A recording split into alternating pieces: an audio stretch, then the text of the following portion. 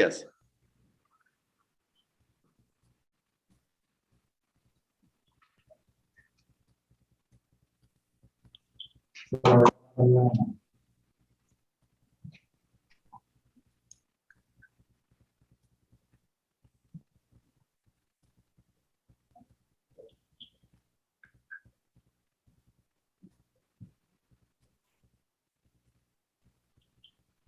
Ok.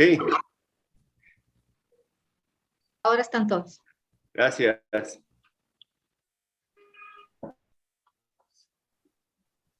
Muy buenos días con todos. Quiero hacer una pequeña introducción. Voy a pasar a inglés en beneficio de nuestros invitados del día de hoy. Así que muchas gracias a todos por acompañarnos y por estar aquí con tan distinguidos invitados. Like I was saying, we really want to welcome our guest today. But first, let me start by thanking our very good friend, Robert A. Young, for always bringing new things to us here at AmCham. And also, let me greet Greg and Stefan and really thank them for being with us today.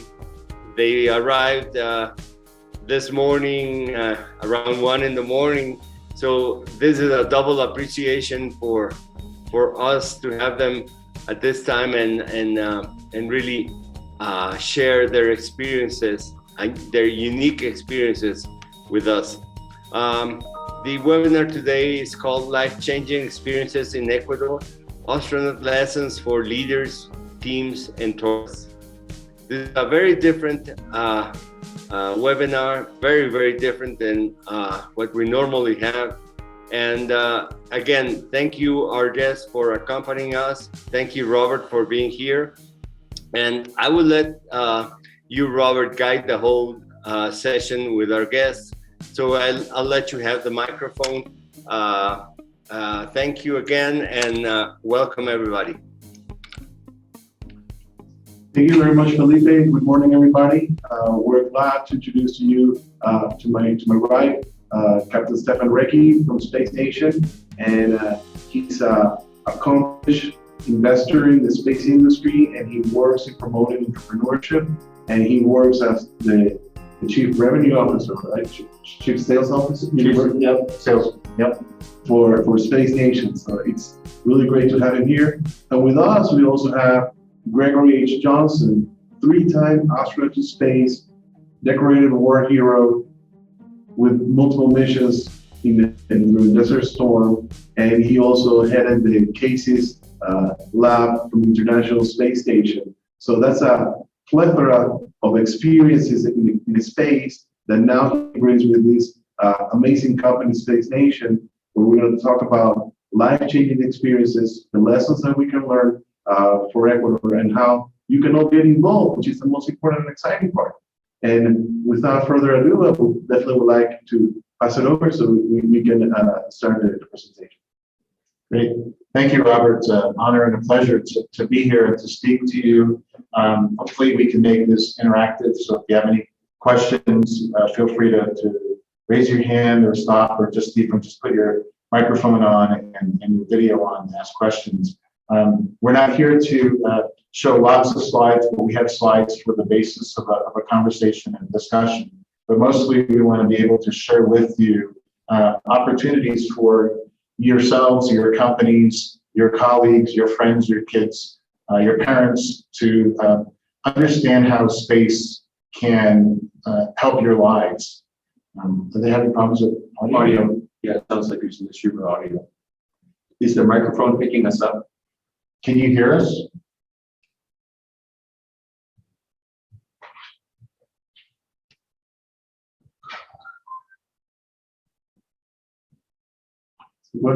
Okay, we should go. Okay, well, what Is the audio working? It says no, but yes.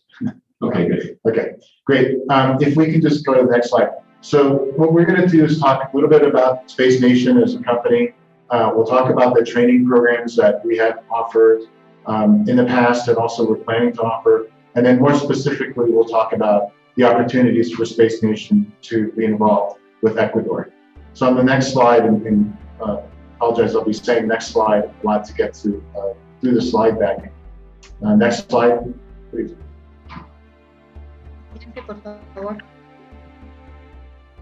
Thanks. So Space Nation is a US-based company originally founded in Finland, and we have a lot of really exciting partnerships. Here you see we have a partnership with the United Nations World Tourism Organization, and also we have an agreement with NASA to leverage their expertise to make us a reality in terms of really touching space. Our idea here is to offer online, physical, all types of training experiences that let you leverage space to find out how your inner space to become a better, what we call universal citizen. So it's not just about the adventure of space, but it's really about how space can affect yourself. And we'll talk more, assuming that the people joining this call are also leaders in their companies. We'll talk about the leadership aspect of how Space Nation can help you become better leaders. So next slide, please. Siguiente, por favor. Thank you. So as Robert said, I'm responsible for sales for the company. I'm based in Washington State in the United States. Greg is the Chief Space Advisor. We have a leadership team that's distributed around the world. Both Kali and Nasdaq, the co-founders of the company, they came up with the idea almost a decade ago to start Space Nation, and we're really excited about the growth. We're currently located in Colorado, United States. Next slide talks about, Okay, thank you. Next slide has a list of the advisors. So it's not just the core team of the company that makes it really special and unique in the way we put together our products and our offerings, but we have a core group of space advisors. These are leaders in all aspects of space, whether it's transportation, space stations. We also have folks that are experts on the branding, merchandising, and also the aspects of the content of the solution that we have for leadership training. Next slide, please.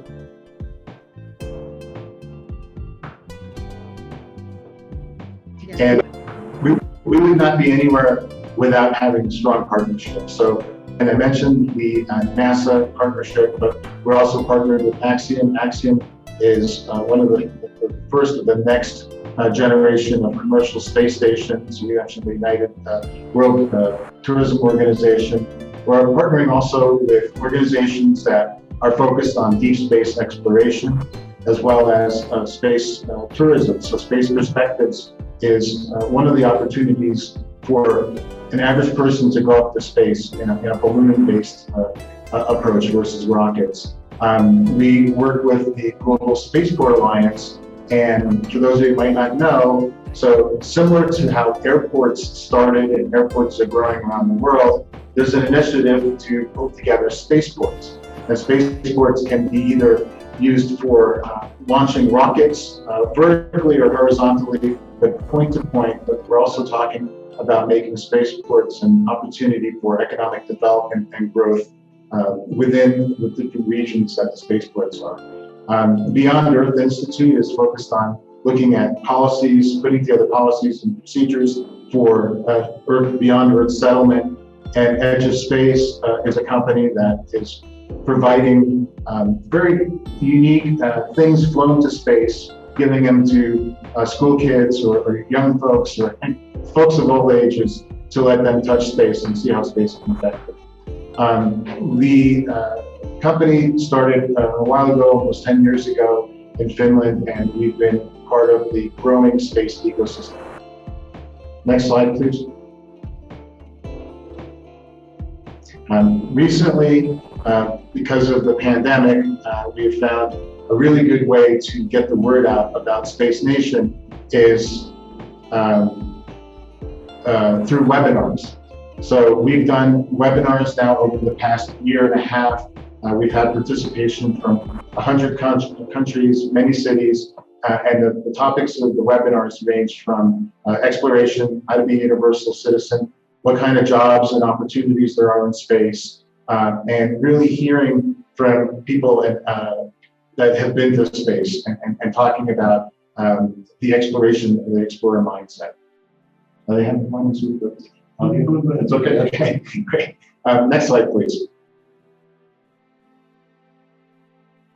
So I mentioned the idea of a spaceport. What we're looking at is investigating locations around the world to leverage the fact that this network of spaceports exists and giving the average person, the average citizen of the Earth, access to that spaceport and to do things there. So whether it's something as simple as getting a tour of the spaceport, but letting you understand that you can use spaceports as places to hold events, but mostly what can you leverage in that spaceport to get the best of space to let you become better yourselves.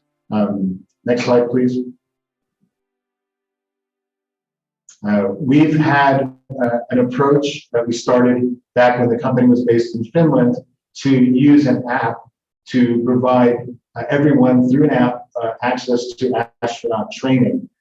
We've had about 30,000 users using this app so that you would be able to essentially gamify and give you badges as you go through different training portions to give you similar to, and I'm not going to trivialize astronaut school by any means, Greg, but giving you the ability to get exposure to what access to space would be in an app. We've also had an expedition that we've ran in Iceland, where we've actually leveraged parts of Iceland that were used way back for NASA training to look at different parts of the Earth that look like they're off the Earth, and different exercises and bonding experiences that took place in Iceland.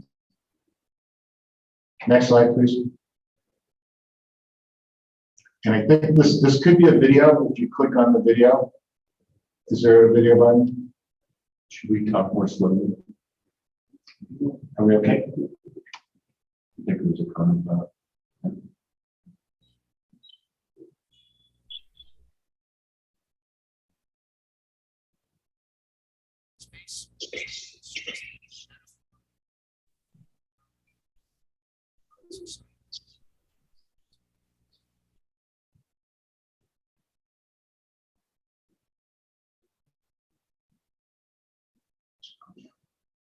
Is there any working? Hopefully you can hear the audio of this. If not, this is a recording of the actual expedition that took place in Iceland, where we had different experiments. This is leveraging using a rover, and we had different parts of Iceland. We had a simulation of a habitat, and there were different exercises on how to do things in space. We had extreme weather exposure.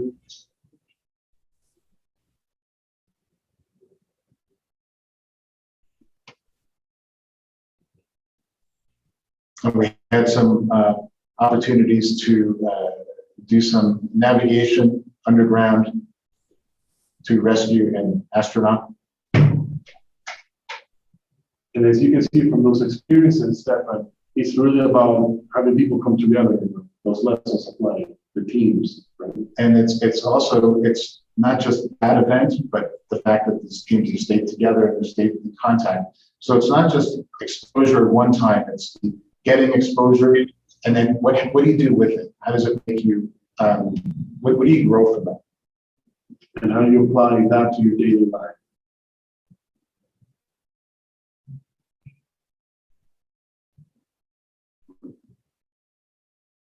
Great. Thank you. And I guess if we go to the next slide, hopefully we don't get stuck.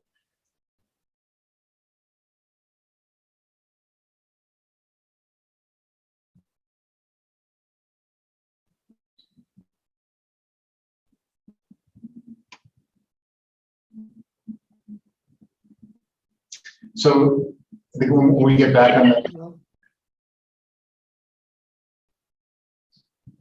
does anyone have any questions that they'd like to ask? Again, hopefully I'm not speaking too quickly. Any feedback or any questions? So if you have any questions, please feel free to raise your hand anytime, and also you can write in the chat, and we'll be glad to stop and go over that.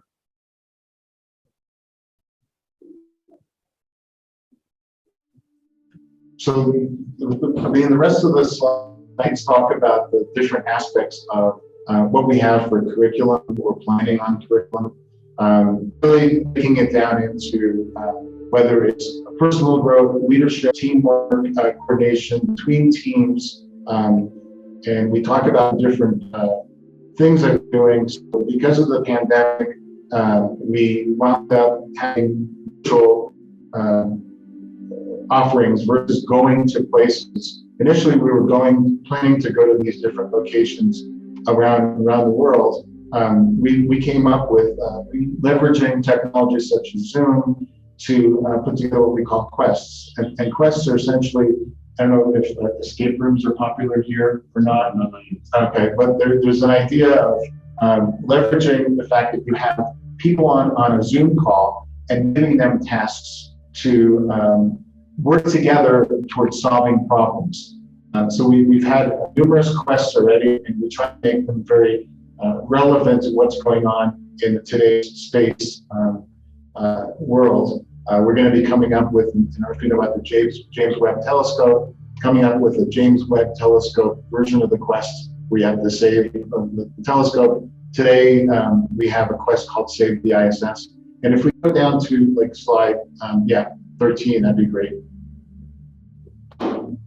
So you can see here that we talk about the leadership and space skills and mindset. So really, if we go to the next slide, we can talk about the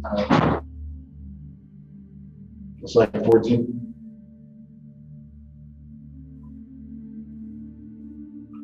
So when you talk about the mindset, that's a really interesting approach about what barriers you put to yourself, and the things that you can achieve. It really is, and I mean, we can maybe address some of the mindset issues. Well, I think the mindset is multifaceted. It's how you deal with yourself, self-care, fitness, nutrition, sleep, and then how you interact with the others on the team. So it's teamwork, leadership, and then mission effectiveness. It's the mindset of, you take care of yourself, you take care of your team executes together in the most efficient mindset. And also a recognition that we are, while we are responsible for ourselves, we're not the most important thing. You really get that sense when you're out in space and you're flying around the Earth every 90 minutes. You realize that we are a small part of this huge spaceship Earth, all interconnected. It's not just about the United States. It's not just about Ecuador. It's not just about Japan. We're all in this together. So you can take that analogy of taking care of yourself is taking care of your country, right? But interacting with other countries in a very positive way. And so the astronaut mindset is more about optimizing execution and experience, if that makes sense. And then we also, part of the mindset is the explorer mindset, right? Yeah. So it's sharpening your curiosity and sharpening, giving you the ability to be curious about the world, about yourself, and what you don't have to be an extreme explorer climbing crazy mountains. You can just explore walking down the street or talking to people and meeting. I mean, part of the excitement of just spreading the word about Space Nation is traveling and sharing this. And we're very grateful about the opportunity to do that.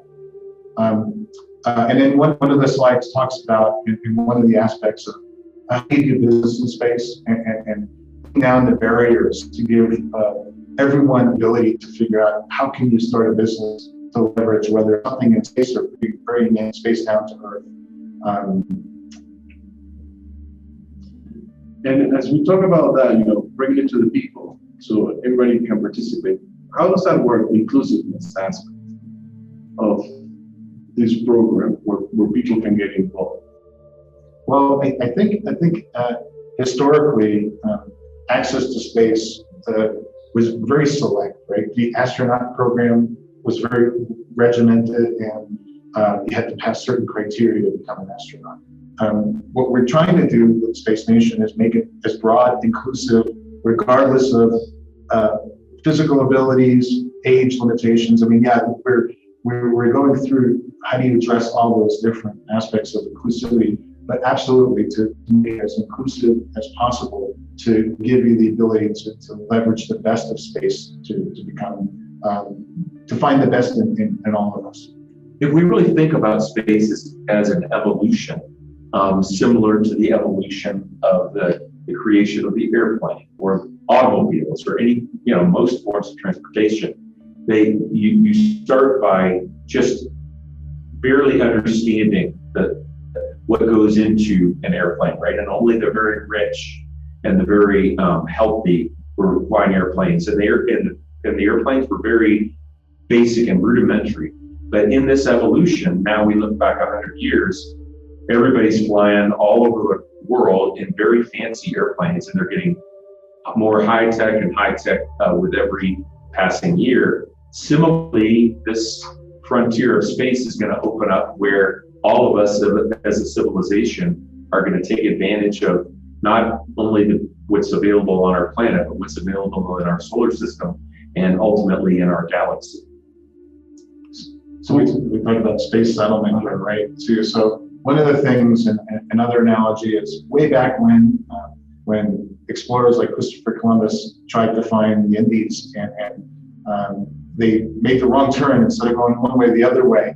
But if you think about the costs involved with what it took to find spices in the Indies, you can argue that today the pricing for going to the moon back in the 60s was exorbitant, but we're looking at addressing the costs of transportation, the costs of actually doing business in space, whether it's space mining. You can find all of the natural resources that we have on Earth somewhere else on different planets or different parts of the solar system or space. So there's some really cool opportunities and we talk about spacecraft design, just like Greg was saying, when they first came out with the first iteration of the plane and how it's improved. That's happening. The time is now for that too, to make it more affordable. The cost of sending something to space has been so drastically reduced that even school kids are able to, with some sponsorship, send a project to space and see the results of whatever that project was, and actually say and accomplish sending a mission to space, which is just so exciting for us to share. You want to go to the next slide? Yeah, we'll go to the next slide. Maybe. Uh-oh.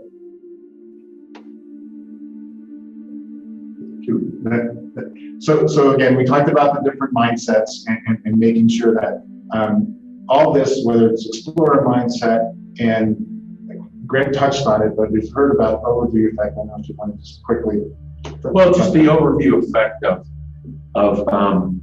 most astronauts will say, and spaceflight participants, commercial astronauts of recent years, will say that when they look back at the planet, it profoundly changes us. A recognition that we're part of a bigger thing. This bigger thing being, the Earth, the solar system, the universe, and recognizing that how small our colony is here on planet Earth compared to the enormity of the universe, and how much there is to learn and explore. And so I think sometimes in the Earth we get comfortable with our ruts in the road. We do things a certain way and we don't grow. That's the idea of, as Stefan said earlier, being curious and growing, not only individually, but as effective groups. How would you say, Greg, that space is changing? How has space changed me? It's interesting. Change is a hard thing to put your finger on. I think that my world has been enriched because I've been to space, right? I think that relationships that resulted from me being in space have broadened my horizon and my experience here on the planet. I think simple things like sharing the trip with my kids on a laptop as I was flying across the Atlantic, the Mediterranean, we ended up in Madagascar, and sharing the trip with my family, who, families of astronauts, we're away from home a lot. And now technology brings us closer together, just like this technology does today. So saying how it's changed me, I can't really say. I have to say for the better. I just can't tell you exactly how. I got a little taller for a couple of weeks, but then I came right back to my normal Earth size. So I didn't get any taller. And how was that process for you, Greg, as you were training, spending time away from the family, and then coming back and then spending time again with them? Well, so that's the big prize at the end of a flight. It's just like the big prize of going on a trip. If you just went on a trip and you couldn't share it with anyone when you got back, right?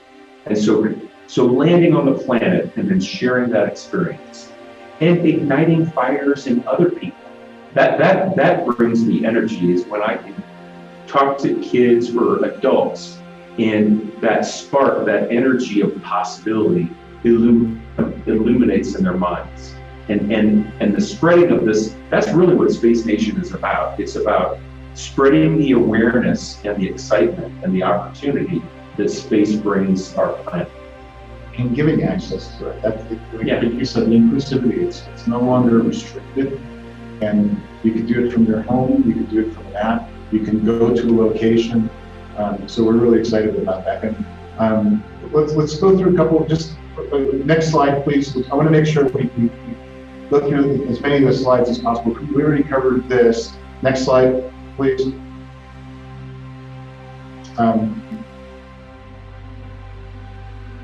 I think so.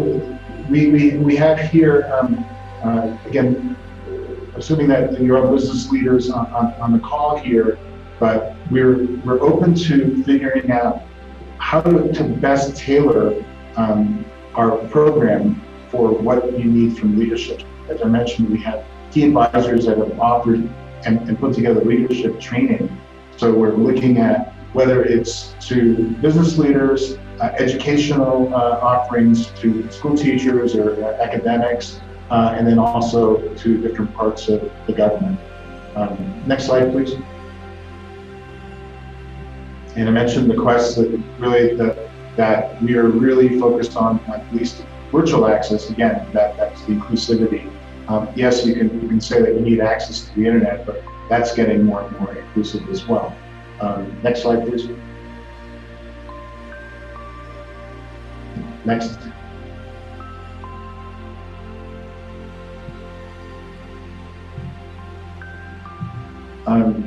Yeah, I guess what we want to do, and there's a portion of the presentation that specifically targets opportunities in Ecuador. So if we can go a couple more slides forward, please. I want to make sure that we address that while we have your time.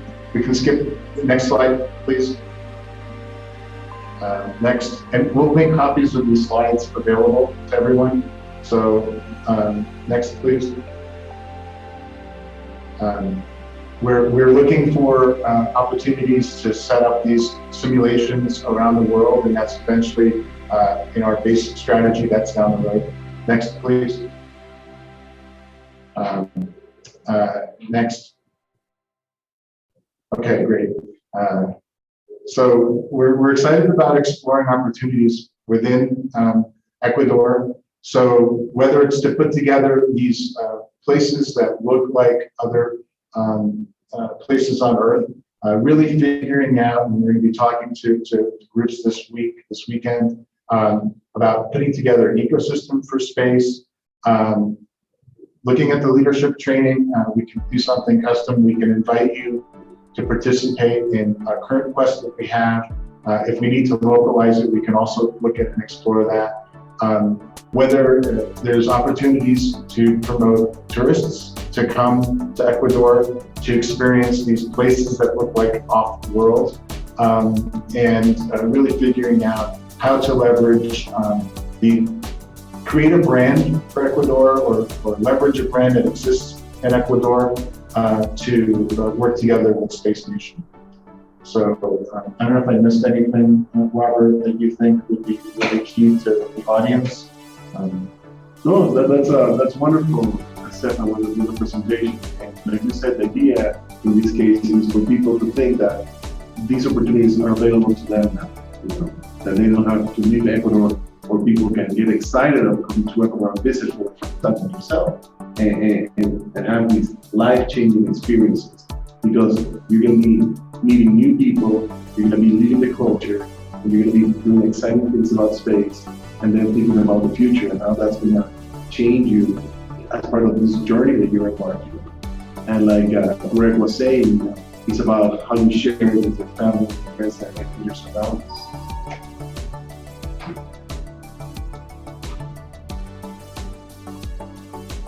So are there any questions from the audience? We can see if there are questions in the chat. So please raise your hand if you have any questions, or please feel free to write in the chat.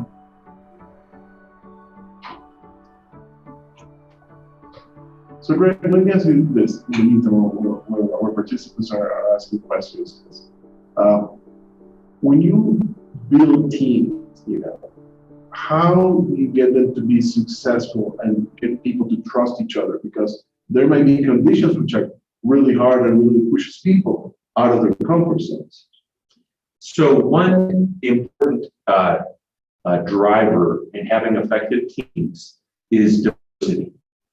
And it's not necessarily diversity, it's all kinds of diversity, but in this case, I'm talking about the diversity of skill sets.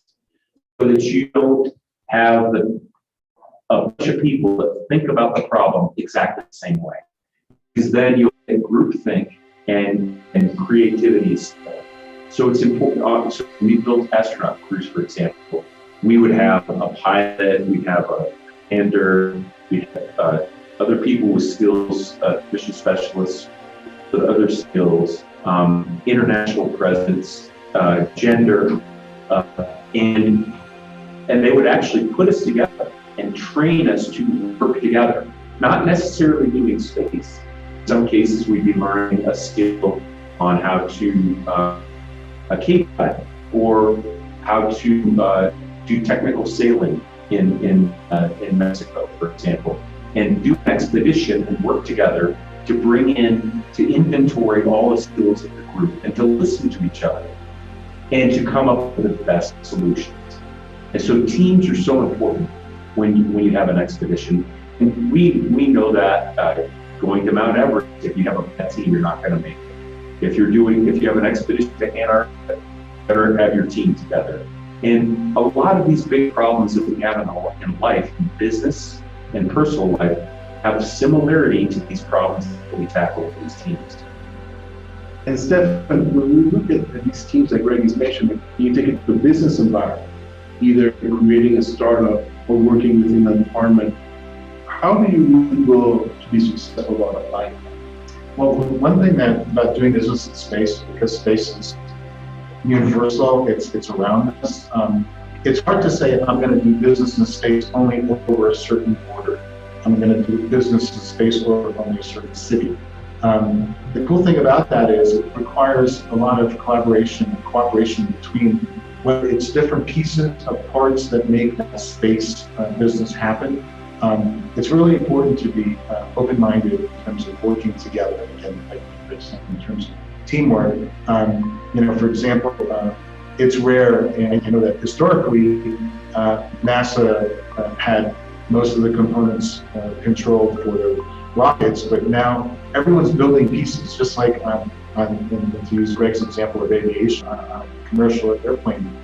So Boeing or Airbus or other manufacturers might make the frame. There's so many pieces that go into it. So there's so many really cool ways to be innovative, to work together, but collaboratively to make it successful to do business in space. Also, the other part of what's happening is people are making companies, building companies in space, and earning profits, and also in turn, more importantly, profits to the investors that help them start that company. And that's growing more and more and more. It's becoming $1 trillion opportunities for businesses that get funding in space. And then once that happens, it really, as we tongue-in-cheek joked about, the sky's no longer the limit. You really have the ability to be successful, to be a business owner and do business in space. So we have a question. You're Victor Lopez from the Ecuadorian Air Force. Hello, Victor. We're glad that you're here. Please go ahead with your question. Hi, hello. My question is in Spanish, but other to the person understands. Mi pregunta es, ¿ustedes tienen algún instrumento de medición para los astronautas en su programa cuando están capacitándose en la parte académica, física y psicológica? Like, we have any measuring equipment for the astronaut candidates when they're going through the psychological, physical, and educational process. How do you measure? Okay, so yeah, so there's a long answer to this question. But astronaut candidates, you know, again, they're filtered down from a very large pool of astronaut candidates from all walks of life. Okay, but they're evaluated. Obviously, being healthy. They're evaluated with medical, medical doctors do the examinations and bio researchers, biologists, and then there is a psychological evaluation by psychiatrists who actually take a test. One of the tests we do is they give us they put us into a very small area to see how we'll react to small spaces, right? Because that can make or break an astronaut. And then, of course, there are other tests, technical tests for astronauts to be selected. Is helpful. I mean, all astronauts are not the same because they intentionally pull in different skill sets. But I think the universal thing is they have to be healthy. They have to have the right mental mindset. They have to have some skill that is useful to the team, and they have to be team players. So that's really great when you talk about different skill sets. So definitely talking about multidisciplinary teams and coming together with the different knowledge to tackle the issues. And right. When you were in space, do you find any challenges where everybody, something unexpected, where everybody had to come together and bring their own expertise? Any lessons? Well, I mean, there's so many lessons. Every mission in space was a test mission, and we practiced on the ground for years in advance. But the practice is only up until the beginning of execution, where things you hadn't thought about. We had one problem on a spacewalk, and I didn't get to do any spacewalks, but I supported all the spacewalks. And we were building a robot, and I was a robotic hand, and I was robotically moving one of the spacewalkers around with a robotic hand in this pallet to get pieces together to build a scan. But one of the arms of the robotic hand was stuck in the pallet because the thermal expandable bolts were not working as advertised. And so he was out there struggling to pull this thing out of the pallet. Finally had to go back, and everybody put their heads together. He went back to the airlock and came back with essentially a crowbar and crowbarred it out to get this thing loose so we could. But I mean, that sounds very rudimentary and basic, but at the end of the day, it was a construction project up in space, and we had to think like construction workers. So, and the thought process of everybody coming together, sharing opinions, experiences, yes, to arrive to that final solution. Right? Yeah, and that was kind of a rough solution. We had solutions inside. I remember we had a big water leak, and that was what water flows differently in zero gravity, and it sticks to things, and it's insidious. When you have a water leak, it's not like shooting out like it does here on the Earth. You're dripping down because there's no gravity. It just kind of builds. And so we were working very closely with the engineers on the ground. And as a pilot, I was the plumber on board. So I was the guy who had to get in there and figure out how to fix these water leaks. Greg mentioned that you were a pilot and that you've flown an amazing number of different era, and now spacecraft, because with Endeavour, you were also the pilot for the shuttle as it landed, right? Yes. How was that experience landing this amazing, huge metallic structure? The most daunting challenge of landing the space shuttle is you get one shot at it, because you can't go around like an airline. You have to get it right the first time. So there is much training to make that landing perfect. It's interesting now, it's kind of full circle for me. I'm now training in the F-16, which is a single engine fighter. And so we train to lose that engine, and it essentially becomes like a little shuttle, you know. So I have familiarity in that problem of, hey, you got one crack at it. So Air Force pilots around the world that fly single engine airplanes train to lose the engine and successfully land somewhere. And so that problem, the space shuttle, it's more visible. You know, there are a lot more eyes watching. The shuttles that came in. It's the same problem that single engine pilots have all over the world. And for our audience and our guests, there's an amazing video where we can see Greg actually landing the shuttle at night. Well, so we had that's in YouTube. Yes, so we had 1 day and 1 night launch, but the landings were both at night. So it was very fascinating. It's lit up, you know, they light up before it goes, they light up the runway, but it's fabulous. Feeling the actual landing. So let's check to see if there's any more comments from the participants. Just got a message here. And so this question is for Stefan. Stefan, when people want to get involved and participate, what would be the best way to generate their interest and let you know that they will be interested in getting involved with Space Station? I would say also go to spacestation.org and you can join the spaceport. You can also in the spaceport message us, and we'll make sure that you have my contact information as we develop more programs and as we can really customize and localize our offerings to what you need here. We definitely urge you to do it. So, and we have a mailing list that you can join to get updates on what we're doing. So again, we'll make sure that Robert, you have all that contact information, and we welcome it. We're very open to feedback, and we're very open to figuring out and listening to our potential customers, our customers, to make sure that the product that we offer, solutions or services or offerings that we have are what you're excited about. So it's really about excitement, energy, and making sure that it's two-way. So we hope to drive and stimulate you, but then also we look to get the feedback to be even more creative and offer even cooler and cooler things. It looks like I got another message from our audience.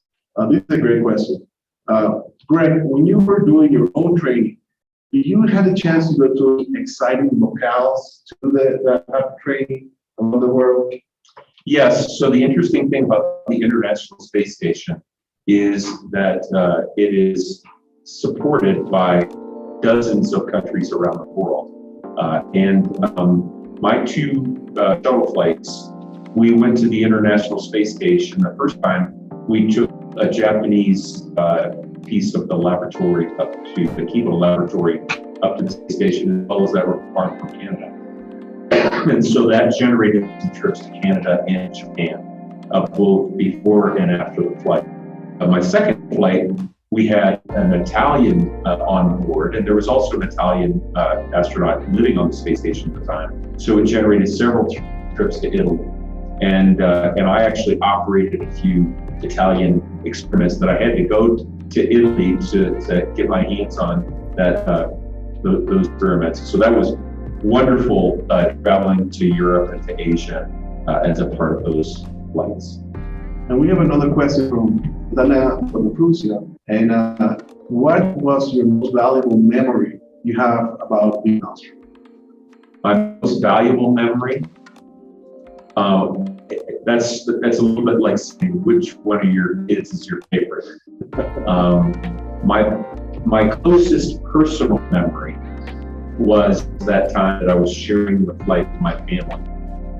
spanning from Michigan all the way to Madagascar for 20 minutes. That was the most personally enriching. I would say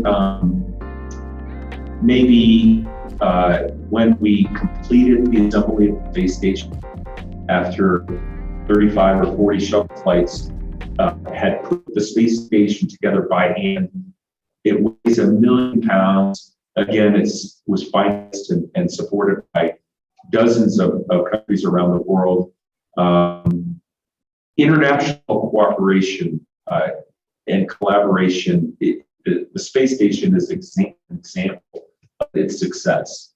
And even during some of the conflicts we're here on the ground, it never made it up to the space station. I personally believe that even now, there's a little tension with Russia and the United States, but I, in my heart, feel that it's not made it up to the space station. They're working together, doing the mission together, and so that's so enriching to me to be part of the assembly of probably the greatest engineering achievement in our civilization.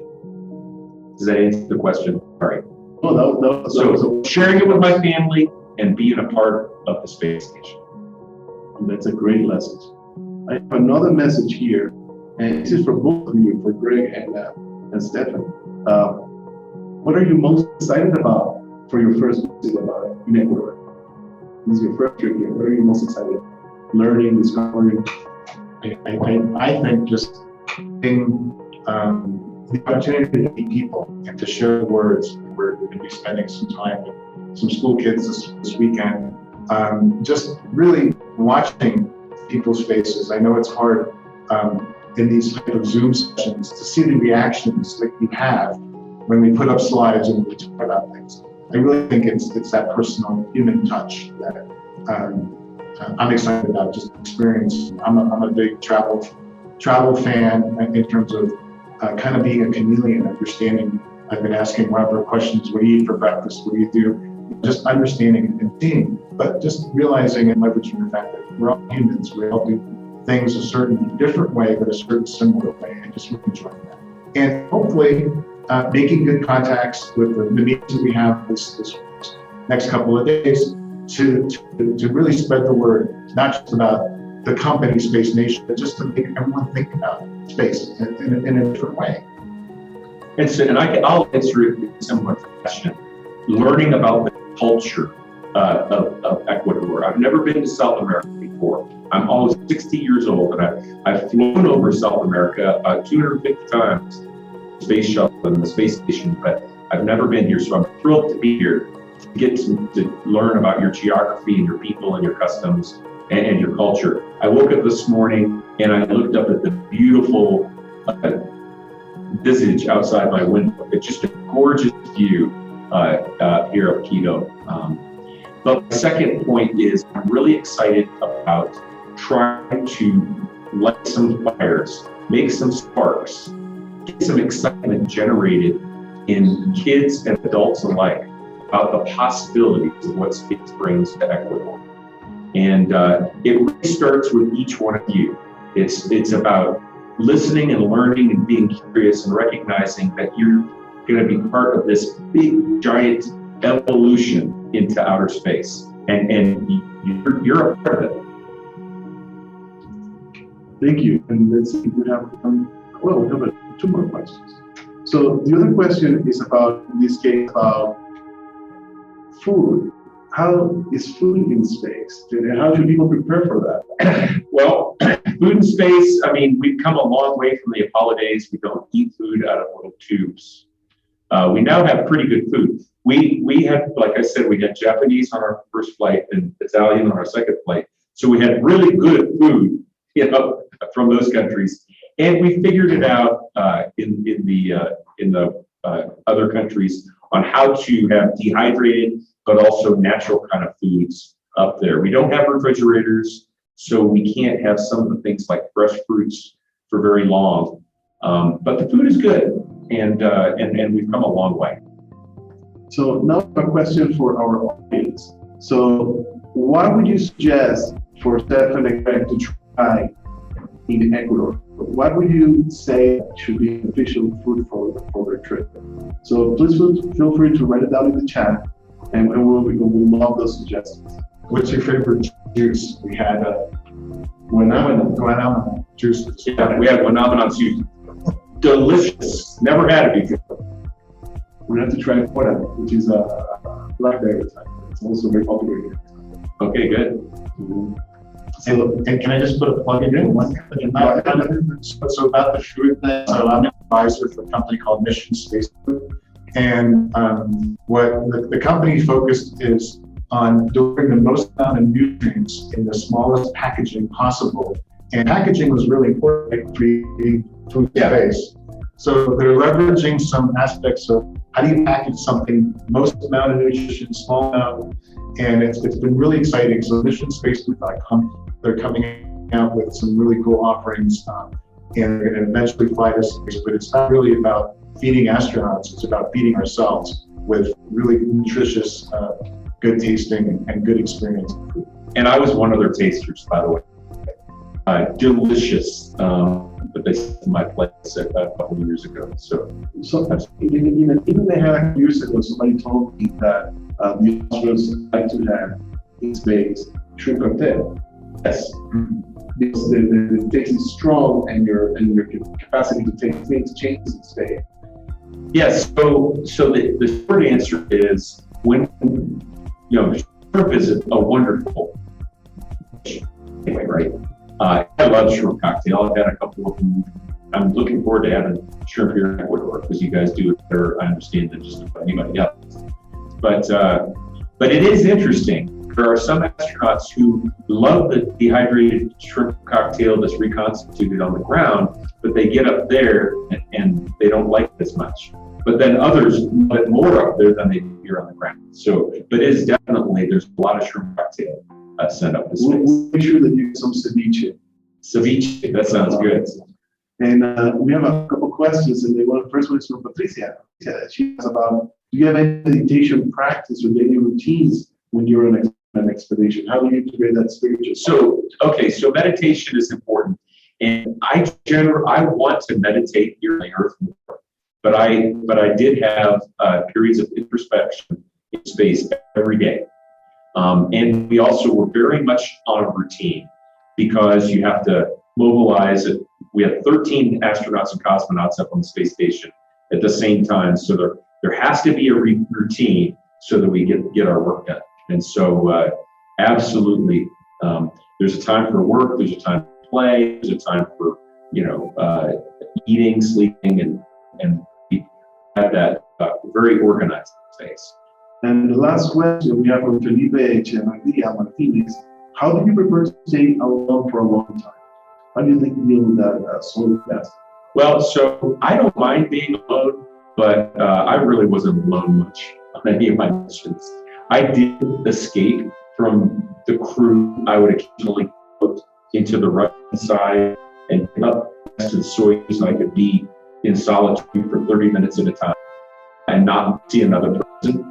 But mostly I was looking out the window and just reflecting on the day's activities. The space station, it's big, but there's 13 people floating around. And space shuttle it's a Winnebago. You can't really get away from the people. And so I really wasn't alone much. I'm alone a lot more in single-engine fighters when I'm flying here on the Earth. You fly for hours. Yeah, not for hours, but a couple hours. So I'm alone here more than I was up in space.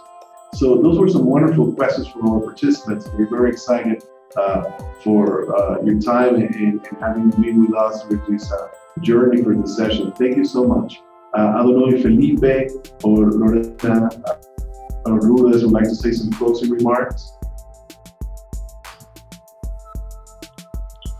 I'm right here. Thank you. we would like to thank our guests today, both Stefan and Greg. Thank you for being here, for being so candid and open with all your answers. Great presentation, Robert. As always, I think this is one of the edge things that we have to continue doing. So thank you for choosing us, and thanks to our audience for being with us today. We would like to extend an invitation to both Stefan and Greg to not only to come to AmCham, but to come to Ecuador and visit everything that we have to offer. So invitations open. This is your house. Whenever you want, whatever you need, we'll really plan it for you. So thanks again for being here. Muchas gracias a todos por acompañarnos. Tendremos muchos más de estos programas en el futuro. Y de nuevo, un buen día, una buena tarde y un buen fin de semana a todos. Thank you.